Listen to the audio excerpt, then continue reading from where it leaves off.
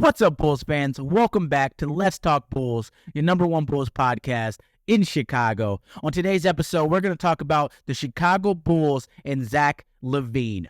Woj came out and said that Zach Lavine currently, right now, does not have a trade market with other teams. So we're going to talk about what that might mean and how it will affect this team going forward. With all of that, let's sit back and let's talk Bulls.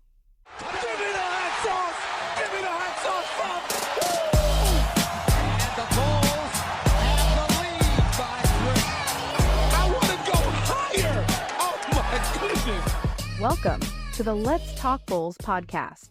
So the news coming out that Zach Lavine does not have a trade market right now is a complete switch up of what we heard in the last week or so when we were seeing teams that were interested in Zach and Zach talking about teams that he was interested in going to. As Bulls fans, we used a lot of time the last couple of weeks looking up trade options, trying to figure out the teams we think he'll go to, and the trade packages we could get out of a trade for Zach Lavine. But right now, it looks like teams are hesitant on making that move. A day ago or so, we got a notification that AK was deciding to not really take on a lot of trade talks with anyone but Zach Lavine. He wanted to make sure he traded Zach first and to see how this team looked after a potential trade to Zach to a different team and see what the pieces we got back did for us. Now, a lot of us thought that was a stupid thing to hear, but after seeing the Bulls play last night against the Milwaukee Bucks, it made a lot of sense. The Bulls last night without Zach and DeMar had a completely different look. They played faster, they got on the fast break, and they looked like a team that was made for the modern NBA. So with that, it makes a lot of sense that AK would want to trade Zach, see what pieces we get, and see how they fit with this young core that we have to see if we can make a push now before making more trades of maybe DeMar and or Caruso later on. The issue that we're getting into now is that from what we're hearing, Zach does not have a trade market anymore. There's a few reasons for that. One, it could be the fact that he does have a foot injury.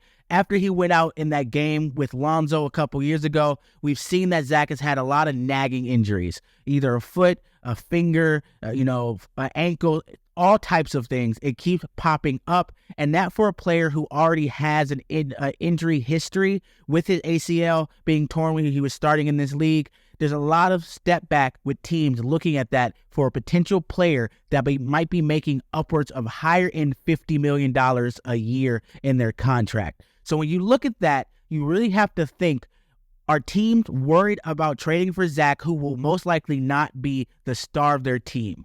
I look at it as a lot of teams who trade might be looking for Zach to be a second or third piece, and that puts you in a position where you have to wonder, is it worth paying him the money that he will be receiving over the next 4 years?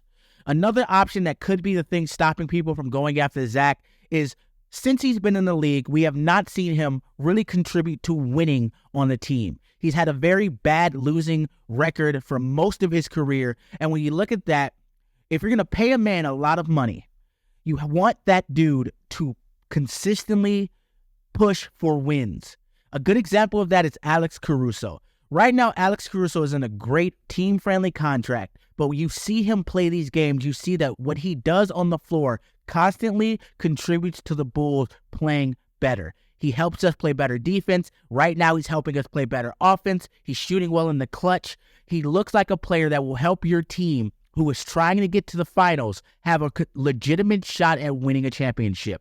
For right now, you cannot say that same thing about Zach Lavine. So it's going to be one of those things where we look at teams and hope that they can see what he does with making some creative shots and kind of getting out on the fast break and see it as a positive for them. Right now, there's just not that market. A lot of teams see Zach as an injury-prone player who might not be well suited for being a leader on the team.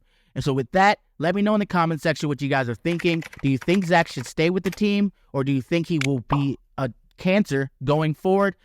With that, I hope you guys have a great night. I'll see you next time. Peace.